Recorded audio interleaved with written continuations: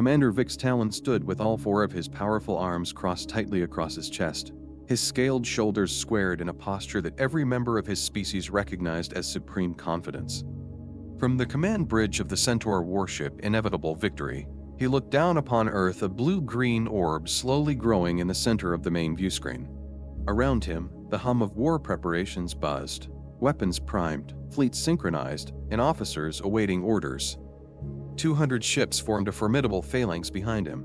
This wasn't a battle, it was a formality, another easy conquest. The commander's secondary mouth curled into a smirk that his crew understood well. This was the expression he wore when the outcome was certain. And to him, Earth was already won. Commander, Lieutenant Zara's voice sliced through the air. Her tentacles shimmered with anticipation as she stepped forward from the sensor station. Preliminary scans of the human defense systems are complete. Vic's smirk deepened. Do tell, Lieutenant. How many of their orbital defense platforms must we dismantle before they come crawling for mercy? Zara's eyes sparkled with amusement, her violet skin darkening ever so slightly. They appear to have no unified orbital grid, sir. Only scattered satellites primarily used for communication and weather monitoring. That drew a genuine laugh from the commander, deep and rumbling. It echoed through the bridge, startling several junior officers at their posts. You mean to tell me, Vic said, chuckling, that these humans have achieved space flight and yet have no serious planetary defenses? How quaint. How positively charming. As his laughter died down, Major Krell, the tactical officer, brought up a new holographic projection. Earth's surface lit up with red dots denoting military installations. Krell began listing them off with the efficiency of a seasoned officer: ground-based projectile weapons, crude missile systems, tanks. Very little in the way of directed energy technology. Tanks, Vix repeated, incredulous. Next you'll say they still use combustion engines. Actually, sir, Krell began. No, don't ruin it for me, Vix interrupted, waving his upper right arm dismissively. Let me savor this moment. He raised all four of his arms in a dramatic pose, the ceremonial rings around his wrists glinting in the dimmed bridge lighting. Behold, he declared, the mighty Centaur Dominion, masters of 1,000 worlds, about to claim yet another primitive rock. And they won't even put up a decent fight. The bridge crew chuckled. It was the kind of moment that would make a fine entry in the commander's memoirs, a reflection on yet another triumph. They had seen this play out before. The pattern was always the same. Overconfidence from the enemy, overwhelming force from the Dominion, swift surrender, and then assimilation. Sir, the communications officer called out, we're receiving a transmission. It's from the human leadership. Something called the United Nations Security Council. Well, isn't that adorable? Vix muttered. Put them through. Let's hear what these primitives have to say. The screen flickered. A group of humans appeared seated around a table. Their attire was varied, some in military uniforms, others in formal civilian clothing. There was no cohesion, no uniformity. To Vix, it looked chaotic, laughable. He stepped forward, chest puffed. Greetings, representatives of Earth. I am Commander Vix Talon of the Centaur Dominion. We have come to accept your surrender and integrate your world into our glorious empire. The woman in the center leaned forward. Her features were sharp, her hair graying, her gaze steady. I am Secretary General Chen, she said. We wish to negotiate terms for a peaceful negotiate. Vix let out a boisterous laugh. You misunderstand. This isn't a negotiation. This is a courtesy. We scanned your world. You're practically defenseless. We're informing you your planet now belongs to us. Laughter echoed across the bridge. Vix preened under the admiring glances of his subordinates. This was his domain, and he was in complete control. Chen didn't flinch. Commander, I urge you to reconsider. Humanity has no desire for war, but we will defend ourselves if necessary. Defend yourselves, Vix scoffed. With what? Your charming little tanks? He turned to Krell. End the transmission. Deploy the first wave of landing craft. Let's get this over with. As the view screen went dark, Lieutenant Zara hesitated. Sir, she said cautiously, protocol recommends deeper scans of their installations. Their lack of visible defenses is unusual. Vix waved her off with irritation. Protocol, he sneered. I've conquered 17 worlds, Lieutenant. I know when I see a primitive race. Their most advanced weaponry wouldn't scratch the paint on one of our landing shuttles. Outside, Earth's orbit was rapidly filling with the shadows of the Centaur fleet. Waves of sleek, black vessels descended through the atmosphere, engines hissing and glowing with focused power. 100,000 Centaur warriors clad in top-tier battle armor surged forth like a tide of inevitability. "Send them our standard terms of surrender," Vix ordered, "and highlight how merciful we are to those who submit." That always adds a touch of class. He reclined in his command chair, already drafting his next speech, the one where he would officially welcome Earth into the Dominion. Everything, as expected, was going perfectly. That was the last moment he felt invincible. The mistake wasn't in their strength. The Centaur fleet was, by any standard, formidable. Their weapons unmatched, their armor battle-tested, their soldiers loyal, disciplined, and genetically enhanced. The mistake was in the underestimation, that deeply ingrained belief that anyone not as visibly advanced as them must surely be beneath them. Vix didn't just underestimate Earth, he laughed at them, mocked them, dismissed them as laughable, backward, and incapable of resistance.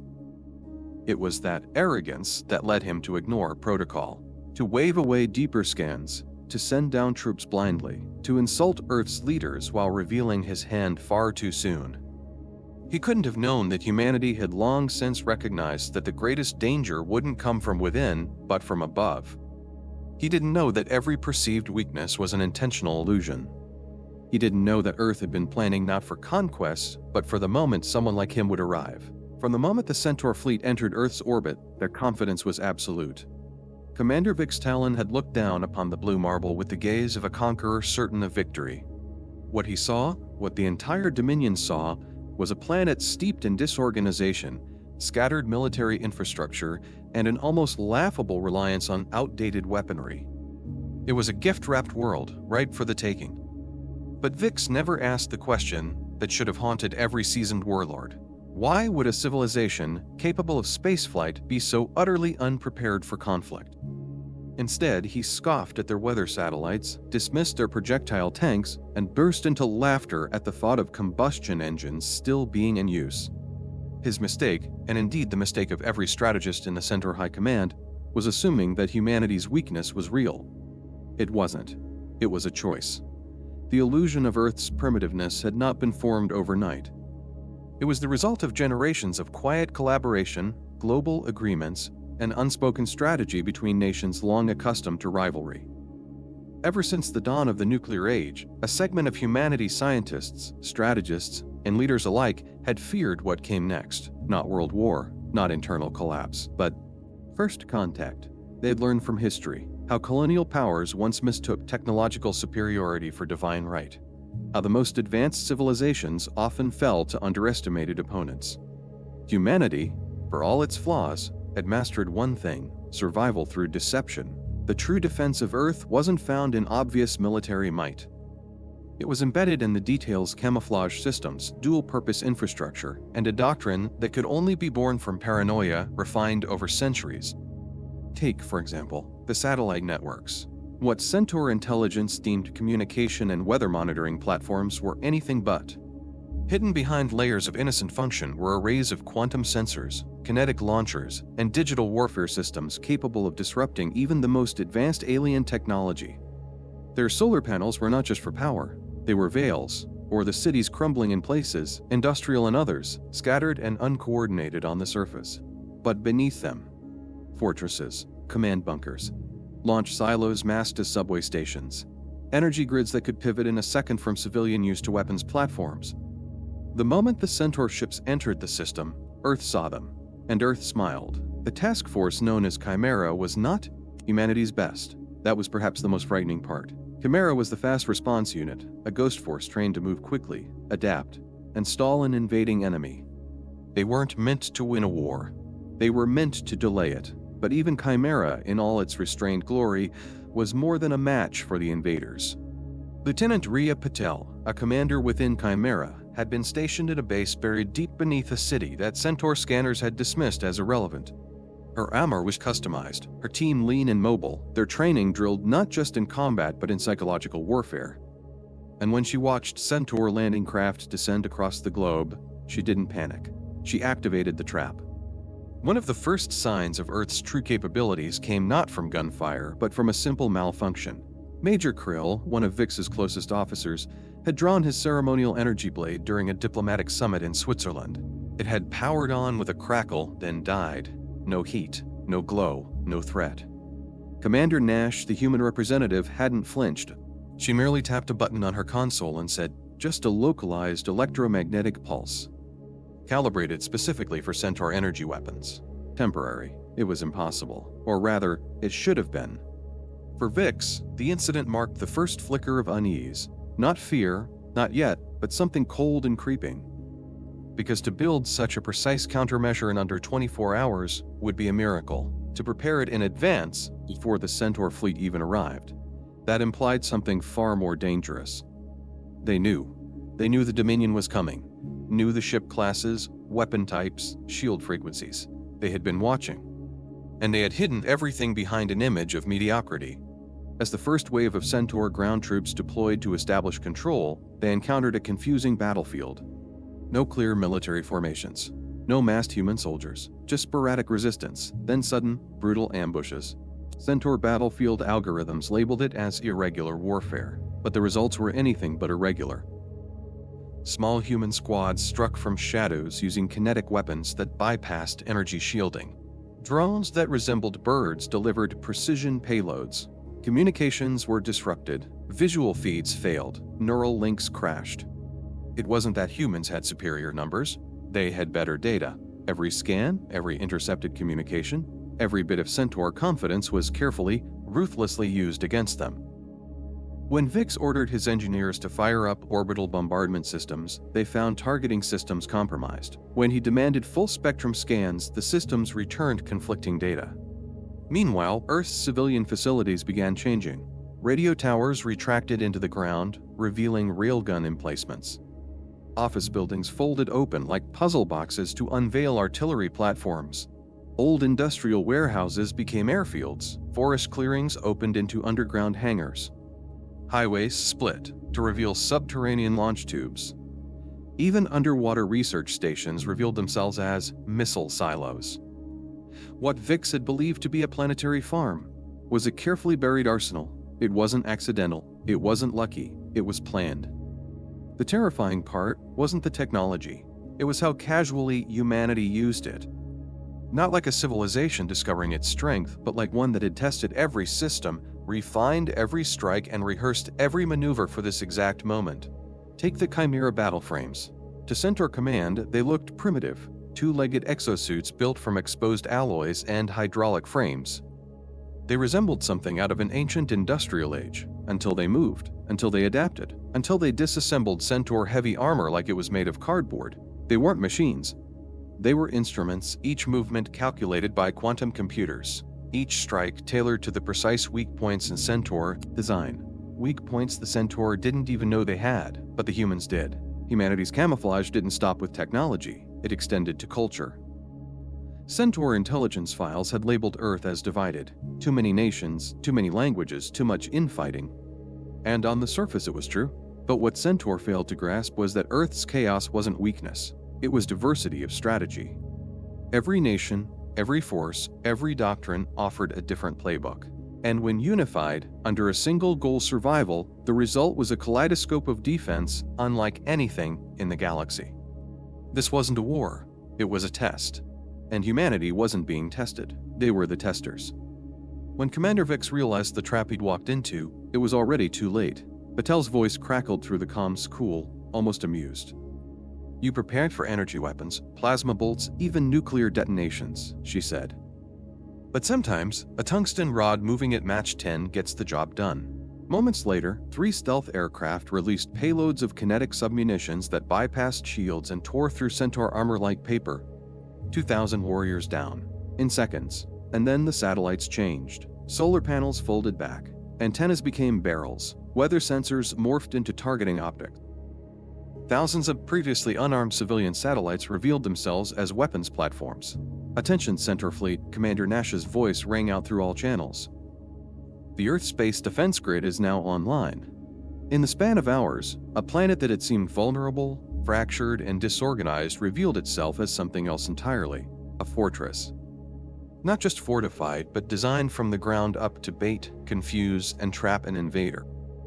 Everything the Centaur thought they knew had been fed to them intentionally. Humanity had staged its own weakness, not out of shame, but out of strategy. Because they understood something no other species in the galaxy did. The greatest weapon is the enemy's assumptions. Commander Vix, once so sure of himself, now stared at displays he no longer trusted. His warship, Inevitable Victory, now shook under precision strikes blows that didn't destroy, but dissected. His fleet was being dismantled not for conquest, but for study. Because Earth didn't just fight back, they learned as they fought. And they never showed their full hand. When Commander Vix Talon ordered the first wave of Centaur warriors to deploy across Earth's surface, he did so with confidence earned through 17 previous planetary conquests.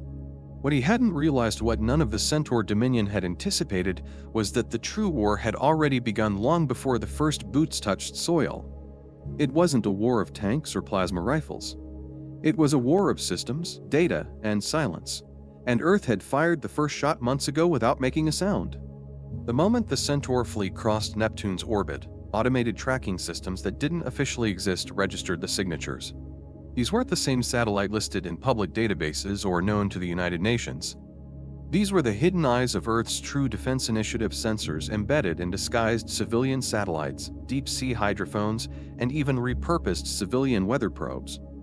Each one sent an alert not to a centralized command post, but through a distributed network designed to function even under complete global infrastructure collapse. Military-grade algorithms parsed the data, measured ship trajectories, analyzed energy readings, and confirmed the worst-case scenario. They were coming, and humanity didn't panic. They prepared. Operation Veil, short for Variable Engagement Intelligence, Lattice had been built for exactly this moment. It activated silently, without any need for human oversight. The AI didn't just collect data on the Centaur fleet. It began constructing predictive behavior models, adapting to every new scan, every signal pulse, every slight deviation in formation. Within hours, it had generated a threat profile for every capital ship in the fleet.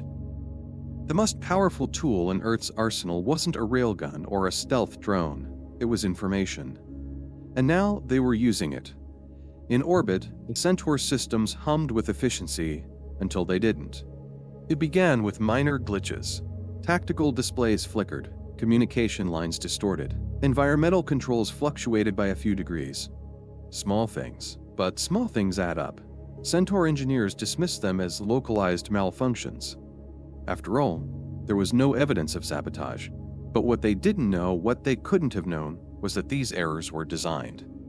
Precision microattacks, launched through encrypted quantum relays, had begun infiltrating their onboard systems the moment they transmitted their first scan request to Earth.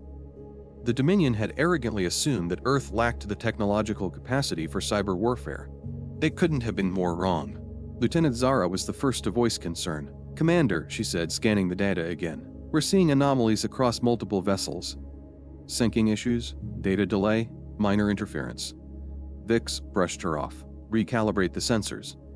"It's probably atmospheric interference." She hesitated, but obeyed. The sensors recalibrated. The glitches vanished, temporarily. Because every fix the Centaur systems applied only allowed Earth's virus deeper access. It was a living virus, adaptive, self-aware, disguised within the expected patterns of Dominion code. Every time a diagnostic tool tried to purge it, the virus morphed, repurposed itself, and embedded deeper. The trap had sprung and no one realized it yet. Back on Earth, Lieutenant Rhea Patel watched from the command center of Task Force Chimera. Her helmet's HUD streamed Centaur internal diagnostics in real time. Her team hadn't just penetrated enemy systems, they were walking through them. "Energy distribution report just dropped," Patel said, tapping through layers of stolen Centaur data. "Flagship's shielding matrix is overloaded by 4%, probably from system rerouting to compensate for our signal disruptions." Her second-in-command, Sergeant Keene, smirked. "Think they figured out we're in sight yet?" "They will," Patel replied calmly. "By then we'll already be ghosts." It wasn't just about reading the enemy, it was about rewriting them. From Switzerland to Siberia, from underground Arctic bunkers to orbital command relays, Earth's cyber warfare division was fully engaged. Code injection teams, many of whom had never fired a bullet in their lives, were now at the front lines of the most critical battle humanity had ever fought. Their weapons weren't plasma rifles or guided missiles. They were lines of code, seeded through deception, disguised as Centaur diagnostic tools. The genius of it all was in the targeting. They didn't crash the systems outright. They made them doubt themselves. Navigation drifted by half a degree. Comms delayed by fractions of a second. Shielding flickered when transitioning through atmospheric layers. The Dominion's famous precision, its most prized asset, was starting to betray them. And still, no one aboard the Centaur fleet could say definitively that they were under attack, because this war didn't scream, it whispered. The most audacious moment came during the diplomatic meeting with Commander Nash at the underground facility in Switzerland. Centaur Tactical Officer Major Krill, frustrated by what he believed was a waste of time, drew his energy blade in anger. It powered on, then fizzled. Humiliation. He hadn't realized that Patel's team had pre-programmed a short-range pulse precisely tuned to Centaur energy weapons. Not just generically specifically Krill's unit. They had built the countermeasure based on the exact energy signature retrieved from his weapon the moment he entered the planet's atmosphere. The statement was clear. We know who you are, we know what you carry, and we know how to stop it. The breach accelerated after the first ground engagements. Task Force Chimera began intercepting command transmissions in real time.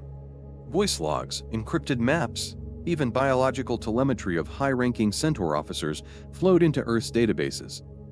AI tools processed and translated them instantly. Patel and her team weren't just reacting to enemy movements, they were predicting them. Patel, Nash's voice came over secure channel. Update on Sector 9. Centaur unit just repositioned to secondary ridge. Their comms still think we're west. Interception protocols active. Execute.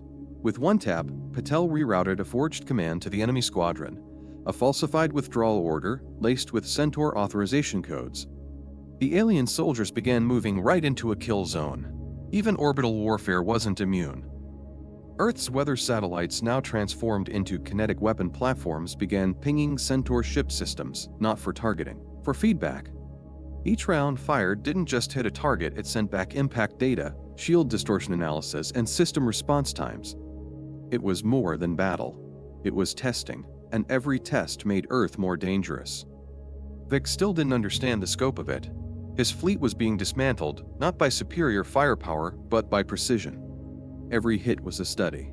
Every engagement a lesson. Earth didn't fight like the Centaur. They adapted like no species he had ever encountered. At one point, the Centaur finally attempted to counterattack electronically.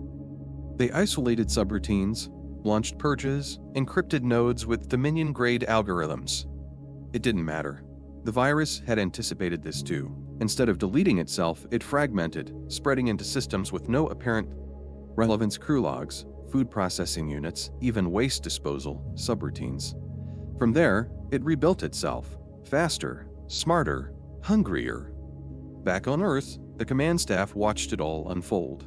Nash leaned over a tactical display, her voice steady. They'll realize soon. We've hijacked their own ship's internal comms. Their officers are speaking into compromised systems. And when they do, someone asked. They'll panic, she replied. And panic they did. One Centaur warship suddenly began broadcasting internal footage, unauthorized, raw.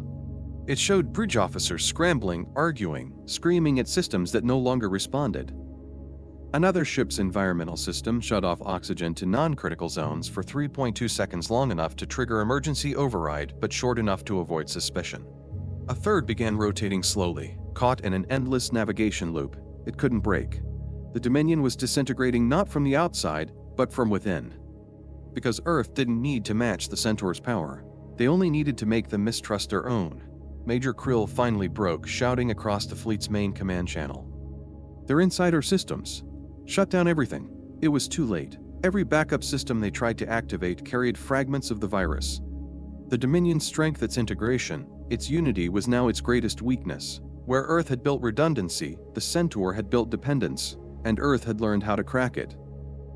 When Vix realized what had happened, it wasn't through a display or a briefing. It was through silence. His flagship's internal sensor relays were dark. His forward comms hub no longer responded. Orders he issued weren't acknowledged. He stood on a bridge filled with blinking lights, surrounded by technology more advanced than any human had ever seen, and none of it worked, because someone, somewhere, had made a decision long ago. If they come, don't outgun them. Outthink them. And Earth had done just that. First time Commander Vix Talon witnessed Earth's true military response, he was still clinging to the belief that the humans were fighting desperately, throwing whatever they could into the chaos, scrambling for survival. But that illusion didn't last long, because it wasn't chaos, it was choreography, and Earth didn't fight with desperation, they fought with design. It started with Lieutenant Rhea Patel's voice, clear and calm over an intercepted tactical broadcast. Task Force, Chimera. Phase 2, execute. Targets confirmed. Packages hot. In most Centaur invasions, a phrase like that would have been meaningless, but what followed was anything but. 3 human aircraft, barely visible to scanners, crested over the ridgeline near Landing Zone 7. They weren't large, barely the size of Centaur scout drones. Their movements were sharp, efficient, hugging the treetops as they made their approach. They didn't drop plasma bombs. They didn't fire energy beams. Instead, they released thousands of small, silvery rods glinting briefly in the atmosphere before accelerating at hypersonic speeds toward their targets. To Commander Vix, they looked like arrows. But when those arrows hit, entire units of Centaur troops, protected by genetically reinforced armor and top-grade shielding, crumbled instantly. The energy shields didn't even register a hit. The submunitions had passed right through them. Impossible, Major Krill muttered, staring at the display. Our shields are calibrated against all known plasma and energy signatures. That's the problem, Patel's voice cut in again, her tone cool, almost playful. You prepared for energy weapons, but sometimes a solid tungsten slug moving at Mach 10 works just fine. It was the first glimpse of Earth's doctrine, a doctrine that didn't rely on brute strength or singular weapon superiority, but on coordination. No weapon existed in isolation. Every tactic supported another. Every strike was part of a larger system. This was what humanity called combined arms warfare.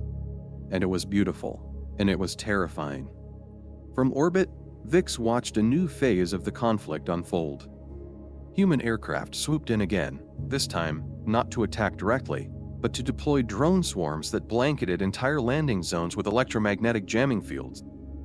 Centaur targeting systems stuttered and failed. Missiles that should have locked on lost guidance. Pulse cannons fired wide, their data confused by false signatures. The ground troops, expecting support from above, found themselves blind, cut off from command, unable to even communicate their positions. Then came the artillery, but it didn't strike randomly. Earth's artillery units were not fixed emplacements but self-propelled platforms coordinated in real time with aerial drones. They used triangulated data from infrared, seismic readings, and battlefield echoes to pinpoint Centaur units hiding even under full camouflage. A Centaur squad would take cover behind a hill. The hill would vanish in an instant. They hid in forests. The forests exploded with fuel devices so precise they avoided overkill but devastated everything within 3 meters of the target. Every time the Centaur adapted, Earth changed the tune. When Centaur forces tried to cluster for defense, Earth deployed area of effect saturation strikes. When they spread out, sniper teams picked them off one by one with anti-material rifles firing guided rounds that adjusted trajectory mid-flight. Some Centaur troops were killed before their squad mates even realized they'd been seen. When Vix ordered fallback to defensive formations, human drones began herding them, forcing them into terrain choke, misdirection. In every way that mattered, they were being moved like chess pieces by someone who already knew the outcome of the game. The Chimera battle frames came next. They weren't the towering mechs of Centaur fiction. They stood only twice the height of a human, but they were fast, inhumanly fast. Powered by compact fusion reactors and controlled via quantum prediction combat algorithms, they moved like water through fire, slipping past Centaur lines, dodging plasma, engaging in close-quarters combat before retreating into smoke and flame. Their armor was modular, one moment firing rail slugs, the next releasing microdrones, then shifting into blade configurations when enemies got too close. And they weren't alone. Human infantry moved with them, small fire teams, highly mobile, using terrain like a second skin. They never exposed themselves, never stayed in one place, never gave Centaur sensors more than a glimpse before vanishing again. And every unit was connected real-time data sharing, visual feeds, heartbeat syncs, ammo status. A single soldier could call down artillery, drone cover, or airstrike support with 3 taps on a wrist console. It didn't take long for the Centaur ground forces to begin breaking. Reports came in from all sectors. We're being funneled. They're hurting us. Snipers everywhere, we can't see them. My entire squad gone. We never even heard the shot. And perhaps the most chilling, they're not killing everyone. They're watching us. Testing us. From orbit, Vix issued new commands: initiate orbital strikes, regroup the flanks, deploy heavy armor. But Earth had anticipated that too. Their orbital platforms, now fully armed, denied Centaur targeting systems access. Shield generators pulsed with strange new patterns, deliberately changing frequencies to counter each new attempt to lock on. Every Centaur command triggered a response from Earth. Every escalation was met with one perfectly timed tier above it. It was as though the humans were playing a symphony, and Vix's forces were just the drums, beaten in time to a rhythm they couldn't hear. One moment stood out more than any other. A Centaur armored column, a full tank battalion with mechanized infantry support, advanced through a valley believed to be secure. From the cliffs, no fire came. From the skies, no aircraft attacked. Instead, a single human figure stepped into the open. Clad in heavy armor, her visor reflected the sunlight. The name patch read Patel. She raised a single hand, and the world changed. From the cliffs, dozens of weapon platforms emerged: camouflaged railguns, hidden mortars, mechanized drones. The cliffs themselves weren't cliffs. They were modular firing positions built into collapsible terrain. The entire valley had been a trap, and Patel had walked into the open just to make sure they saw who had set it. Within 20 seconds, the entire armored column ceased to exist. The Centaur tactical systems had no name for this kind of warfare. Earth called it layered defense doctrine. Vix called it the end of his pride. In desperation, the Centaur deployed sonic disruptors. The waves rolled across the field, meant to disorient, to shatter bone, to cripple organic forces. But Chimera battle frames weren't organic, and human soldiers, they had been briefed. The armor custom lined with sonic dampening gale and bone conduction resistance tech neutralized the worst of the effect. They kept walking. They didn't scream. They smiled. And then they returned fire. Perhaps the most brilliant feature of Earth's strategy was that every weapon system wasn't optimized to destroy. It was optimized to reveal. Each strike tested Centaur defenses. Each ambush forced a reaction. Each electronic countermeasure logged timing, frequency, and range. And Earth's systems absorbed it all like a predator gauging its prey's strength before the kill. No other civilization had ever dared to design war like this, not with such cold precision. To study in real time, adapt with machine speed feedback, and fold lessons into tactics within minutes. Earth didn't just fight with guns, they fought with understanding. It became clear the Task Force Chimera wasn't Earth's final defense. They were the scalpel, the quiet operators, the test unit, and Vix realized that everything they were seeing, the carnage, the coordination, the precision, it wasn't the main army, it was the warning shot. From his flagship, Vix watched more Chimera units engage, deploying from underground hangars disguised as farmlands, from under lakes thought to be inactive, from cargo ships repurposed as mobile drop bays. And then came the final insult. Human engineers, those not even on the front lines, began broadcasting suggestions on how to fix Centaur vulnerabilities. Through hacked channels, through secure lines, through infiltrated comms.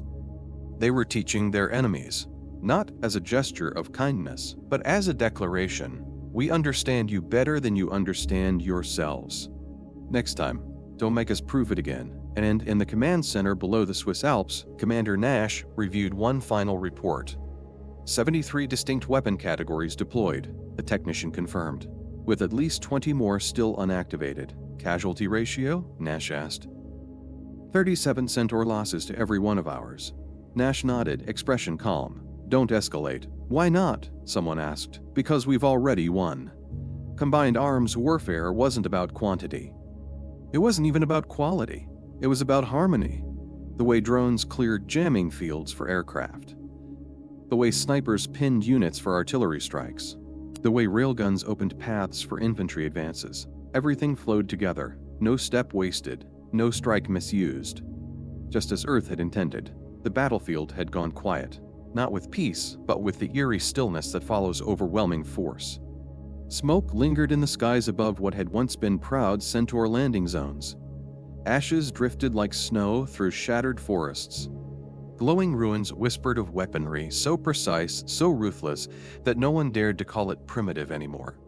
And yet, amid the devastation, something unexpected began to unfold. Humanity stepped forward, not as conquerors, but as healers. Commander Vix Talon stood in the dimmed bridge of the inevitable victory, watching helplessly as tactical displays blinked warnings and system integrity reports flooded in faster than his officers could read them. He had ordered full retreat, but it was no longer his decision to make. His fleet, what was left of it, was blind, broken, scattered across Earth's orbit like ashes from a dead fire. He waited for the final blow. The complete annihilation. It never came. "Commander," Lieutenant Zara said softly, her tentacles still for the first time in hours were receiving an open transmission. "From the humans. Put it through," Vix replied numbly, almost expecting Earth's commanders to demand total surrender or begin executing his surviving officers for show. Instead, Commander Nash's face appeared on screen, calm, dignified, professional. "Commander Talon," she said, "I trust you are now aware of our position. The Earth Space Defense Grid has ceased offensive operations. Your surviving vessels will not be targeted further." Vix narrowed his eyes. "Why?" "Because," Nash said gently, "we're not here to destroy you. We're here to survive you." Those words hung in the air, heavier than any missile. In that moment, Vix understood something that shook him more than any battlefield loss. The humans could have wiped them out completely. They didn't. Not because they couldn't, but because they chose not to. Mercy in warfare was rare, but strategic mercy, that was something else entirely. Nash continued, "Medical assistance is en route to your wounded units. We've also deployed engineering teams to aid in the restoration of your ship's faster-than-light systems. You may begin evacuation procedures immediately." Zara stared at the monitor, stunned. "They're helping us? They're healing us?" Vix muttered, struggling to find his voice. "After all we did, after what we planned to do," he thought of the landing orders, the intimidation tactics, the arrogance in his voice when he mocked their tanks, their satellites, their attempts at diplomacy. He had laughed when they said they wanted to negotiate. He'd called them primitive. Now those same primitives were teaching his engineers how to rebuild their own shielding systems so that they wouldn't break again. On the surface, a new image was forming. Chimera battle frames, once terrifying in combat, now served a different role. Their towering exoskeletons gently lifted fallen Centaur soldiers onto stretchers. Integrated arms transformed from weapons into surgical tools, carefully removing shrapnel. Mobile fusion cores powered sterilization fields and decontamination chambers. Human medics moved calmly through Centaur field hospitals, treating alien biology as if it were their own. Their protocols were efficient, informed by data stolen during battle, but now repurposed for healing. There were no sneers, no mockery, no gloating, just care. "Why?" Major Krill finally asked aboard the inevitable Victory, his voice ragged. "Why are they doing this? Why not just finish us off?" Vix didn't answer. He didn't need to. Because the answer had already begun to take root in his mind. The humans didn't win to punish, they won to teach. Back on Earth, in the command complex beneath the Alps, Commander Nash addressed her officers with quiet resolve. "We're allowing them to send a full report back to their dominion," she said. "Include every detail, every loss, every failure, every weapon we used, every weakness we exploited." Someone raised a brow. "Isn't that dangerous?" "No," she replied. "It's necessary." When Vix sat down to write the report to Center High Command, his hands trembled. The first draft had been formal, cold, mechanical. Our invasion force encountered unexpectedly advanced resistance. Tactical systems failed. Request evacuation, but he deleted it. That wasn't the truth. That wasn't the lesson Earth needed the Dominion to learn. He started over. To the Centaur High Command, this report details not only the catastrophic failure of our campaign to conquer Earth, but a fundamental reevaluation of how we perceive technological civilizations. The humans are not primitives. They are masters of camouflage, deception, and preparation. They anticipated every move. They studied our forces in real time. They dismantled our most advanced systems not with overwhelming power, but with precision, adaptability, and restraint. More importantly, they demonstrated a moral discipline we must attempt to understand. They defeated us thoroughly. And then they chose to heal us. He paused. Because that final part was perhaps the most humbling of all. Earth didn't just win, they elevated the conversation. Later that day, Lieutenant Zara displayed a new message from Earth's diplomats. It included blueprints for neutral encryption protocols. Documents outlining diplomatic pathways, scientific exchange, and mutual space observation. Cultural summaries meant to foster understanding rather than intimidation. "We're giving them everything," Nash explained to her staff. "Not just the stick, the carrot too. They can return to their empire and say, 'These humans offered us knowledge, peace, and recovery.' Or they can return and lie. But they'll know the truth. And the truth was this: humanity wanted peace. They always had, but they had prepared for. Or they can return and lie, but they'll know the truth. And the truth was this: humanity wanted peace. They always had, but they had prepared for war as though peace would never come, not out of hatred, not out of vengeance, but out of an understanding that some species wouldn't listen until their weapons failed." In the following days, human engineers moved carefully through damaged Centaur vessels, guiding ship crews in restoring navigation. Not just fixing what had been broken, but explaining how it was broken, why it failed, and how to prevent it in the future. It was humiliating. It was also genius, because it left no room for denial. "I need you to see this, Commander," Major Krill said one morning, gesturing to a screen. Human engineers stood with Centaur tech teams. On the display, they weren't just pointing at blueprints, they were laughing together. One Centaur officer even clapped his human counterpart on the back in a moment of shared awe at his system design. "This," Krill said softly, "this is how they beat us, not just with weapons, but with connection." When the inevitable victory prepared for faster-than-light jump, Nash appeared one last time on Vix's view screen. Her tone was not triumphant. It was hopeful. "Commander Talon," she said, "when you return to your dominion, I hope you'll carry more than just data. I hope you'll carry perspective, understanding." Vix nodded quietly. "And one more thing," she added. "If your superiors still want war, we'll be ready. But we'll always prefer peace." He watched Earth shrink behind them, its surface once again hiding its true power behind clouds, cities, and civilian satellites. But this time, Vix didn't see it as weak. He saw it as wise. A world that could destroy but chose not to. A species that had learned how to win without becoming monsters. And as the stars bent before the jump, he realized Earth's most dangerous weapon wasn't hidden beneath mountains or satellites. It was hidden in their choice to offer a hand instead of a fist. Voxus, the inevitable victory, limped away from Earth's orbit, its hull scarred and silent. Commander Vix Talon remained at the communications console, watching the blue planet grow smaller on the tactical display. He had expected to leave Earth in ruins. Instead, Earth had let him leave alive. That alone was a shock. But what weighed even heavier was the realization that this wasn't just about Earth and the Centaur Dominion. What had happened here would echo far beyond one battle, one failed invasion, or one humiliated fleet. This was a warning to everyone. The final message from Earth's Commander Nash still echoed in his mind. "We let you live so that others might not have to die." Vix had commanded invasions on 17 worlds before Earth. He'd seen civilizations that screamed, others that cried, a few that knelt before the first blast.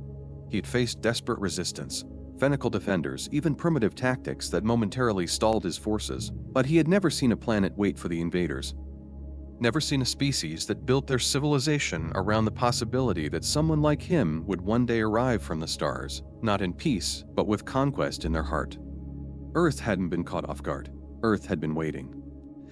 The strange thing was, none of it had made sense at first. The unarmed satellites, the tanks, the fractured global governments, the cultural chaos, the communication delays, the inefficiency. It had all seemed so obvious, so easy to judge, so comfortable to dismiss, until the shields failed, until the weapons misfired, until the ground troops vanished into forests that fought back with fire and tungsten and precision. And now, Vix understood the awful truth. It had been a mask. Earth had worn it well, and he, like many conquerors before him, had judged what he thought he saw. He had laughed. Now, the laughing had stopped. The surviving Centaur ships clustered into retreat formation, nursing fractured systems and damaged hulls. They had lost over a third of their fleet. 70% of ground forces were confirmed dead or missing. Yet Earth had not destroyed them entirely, and that, Vix realized, made Earth more dangerous than any enemy they ever faced. Because Earth had discipline, and Earth had a plan. As the fleet reached the edge of the solar system, a final encrypted message came through from Earth. It wasn't a threat. It wasn't even military. It was a transmission of knowledge, a detailed archive of Earth's diplomatic protocols, peacekeeping treaties, historical conflicts, economic partnerships, and their first contact preparation doctrine, complete with annotated contingency plans for scenarios just like the one that had unfolded. They weren't just saying, "Don't attack us again." They were saying, "Here's what could have happened differently." Vix convened what remained of his senior staff in the command chamber. "We've made contact with a species that changes everything," he began. Zara nodded solemnly. "They knew us before we knew them." Krill sat quietly, unusually silent. "They studied us, anticipated every move." Vic's voice was steady. "They outmaneuvered us not with superior weapons, but with understanding. And in victory, they offered help, not humiliation." He looked around at his people, some bandaged, others still in shock, all carrying the weight of a defeat, unlike any in Dominion history. "This," he said slowly, "was not a battle. It was a message to the galaxy. Do not mistake Earth's kindness for weakness." That would become the new mantra of interstellar diplomacy in the years to come. Word of the failed Centaur invasion would spread faster than light. No government, no fleet commander, no exploratory force would ignore the reports. The Dominion's top brass, once prideful and untouchable, would be forced to reckon with the reality that humanity, this small, war-torn, divided planet, had done something no other species had. They had turned vulnerability into a weapon. They had made chaos a strategy. They had made restraint their sharpest blade. Earth had shown the galaxy something terrifying. The strength of civilization tempered by hard-earned pain. Not born in a vacuum of perfection or peace, but forged in centuries of war, revolution, famine, plague, and division. And through it all, humanity had learned, had adapted, had remembered. What species split the atom before it left the planet? What species touched the moon while still divided by race and creed and class? What kind of people built weapons that could burn continents, and then locked them away, terrified of what they had made? The kind of people who would spend generations preparing for a visitor like the Centaur, just in case. This wasn't just a story of survival. It was a declaration. We don't want to fight, but we will win if you force us. And that victory would not just be measured in battle damage. It would be measured in how Earth chose to spare its enemies, to teach them, to warn them. Back aboard the inevitable victory, Vix finalized the Dominion-wide communique. He didn't try to spin the defeat. He didn't shift blame. He didn't pretend it had been an anomaly. Instead, he wrote what every Centaur commander needed to hear. This is not a report of failure. This is a report of awakening. The species known as humans are not a primitive race. They are a mirror. A reflection of what we could become or what we could be destroyed by. They do not posture. They do not beg. They do not flaunt their strength. They hide it until it is needed. And when it is, gods help anyone who stands against them. He sent the message, and for the first time in his career, Vix Talon felt something strange in his chest, not fear, not shame, but respect. They had beaten him, but more than that, they had changed him. As the stars stretched into lines and the fleet jumped back toward Dominion space, Vix took one last look at Earth. It hung there in the darkness, like a secret. A trap disguised as a welcome mat. A fortress painted to look like a home. And he couldn't help but wonder how many others would make the same mistake. A real-world reflection. The hidden strength of wisdom, though the story of Earth's victory over the Centaur Dominion is fictional, the lesson it carries could not be more real. In the modern world, we are often judged by what we show on the surface. Nations are measured by GDP, by weaponry, by dominance in headlines. People are measured by loudness, speed, image. And yet again and again, history has proven that real strength is often hidden. Real power lies in preparation, in patience, in choosing not to strike back when you can, but being more than capable if you must. It lies in building for the moment that may never come, and then rising to it without hesitation when it does. Earth's story here is not one of dominance. It is one of readiness, of a species that never stopped learning from its past even when it was dark, of a planet that understood what war meant and dared to choose mercy anyway. It reminds us of something deeply human, that victory without compassion becomes tyranny, and wisdom without courage is cowardice. But when the two walk hand in hand, when understanding meets readiness, When Mercy walks beside Might, that's when something remarkable happens. That's when the galaxy changes. That's when history turns. That's when Earth becomes more than just a planet. It becomes a warning and a beacon. At the same time,